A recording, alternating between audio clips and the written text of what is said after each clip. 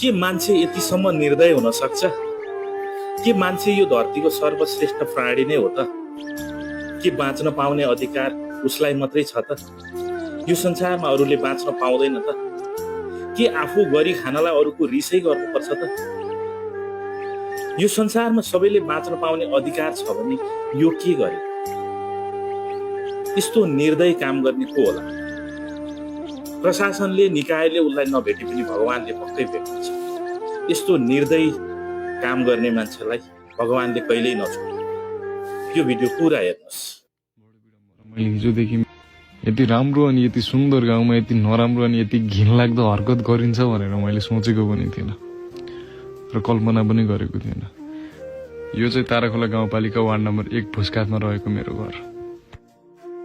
मेरो आमा विगत केही समयदेखि कृषि पेसामा लाग्दै आउनुभएको थियो र उहाँले कृषि पेसा सँगसँगै पशुपालन पनि गरिरहनु भएको थियो र जसमा अहिले हाम्रो घरमा 1.5 वर्षको एउटा राङ हो र ब्याउनलाई चाहिँ 1 महिना मात्र बाँकी रहेको एउटा माउ भैँसी थियो। सबै कुरा राम्रै तरिकाले चलिरहेको थियो। भैँसीबाट हामीले राम्रै आम्दानी गरिरहेका थियौँ, तर दैव लाग्यो कि दुसाद लाग्यो थाहै भएन। करिब हिजो राति 11:30 बजेतिर यो मेरो गोठमा आगो लागि भएछ। गोठ जलेछ।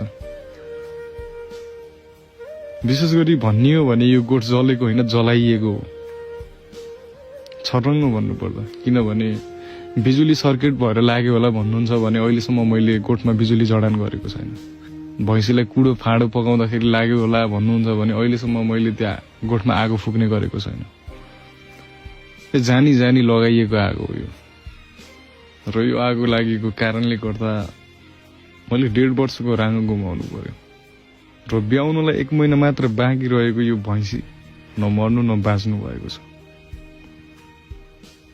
यसको बाहिरी छाला आगो लागिमा परेर जलेर पुरै नष्ट नै भइसकेको छ। हेर्ने हो भने एकदम दर्दनाक, एकदम काली लाग्दो पीडा देख्न सकिन्छ। ऊ पनि एउटा आमा नै हो। यसको आँखाबाट बगेको आँसु र सराब त पक्कै तँलाई लाग्नेछ। आगो लागिमा परेर यो बेजवान भैँसीले 2टी आँखा गुमायो। उसको शरीरको बाहिरी बनावटमा एकदमै असर पुगेकोले न पानी पिउन सक्ने न त घाँस खान सक्ने अवस्थामा छ।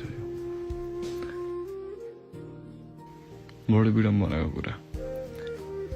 न पानी पिउन सक्ने न घाँस खान सक्ने, उसको बाँच्ने अवस्थै छैन।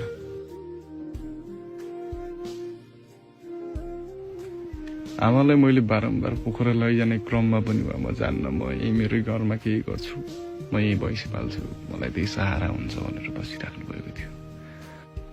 र एकै वचनमा मैले यो भैँसी पनि किनिदिएको थिएँ र अहिलेसम्म त्यो भैँसीको ऋण पनि मैले राम्रोसँग चुक्ता गरिसकेको छैन। अहिले यो विडम्बना, यो वज्रपात आइपर्यो। रात बेलुकै बेलामा भए पनि यहाँको जनसमुदाय भेला भएर आगो निभाउन त सहयोग गरिदिनु भएछ, तर मैले हिजोदेखि मेरो आमाको मनमा लागेको आगोको रात पनि अझै मेटाउन सकेको छैन। अझै पनि मैले मेरो आमालाई सम्हाल्न सकेको छैन, सम्झाउन सकेको छैन, बुझाउन सकेको छैन। तँलाई त म पानी मुनि गयो नि छोड्दैन। तँलाई यो मेरो आमाको आँखाबाट बगेको आँसु, त्यो भैँसीको आँखाबाट बगेको त्यो आँसु, खुन, रगत पछि तँलाई जय चाहिँ त हुँदैन तेरो। देखिनेछ आज मलाई, भोलि तँलाई।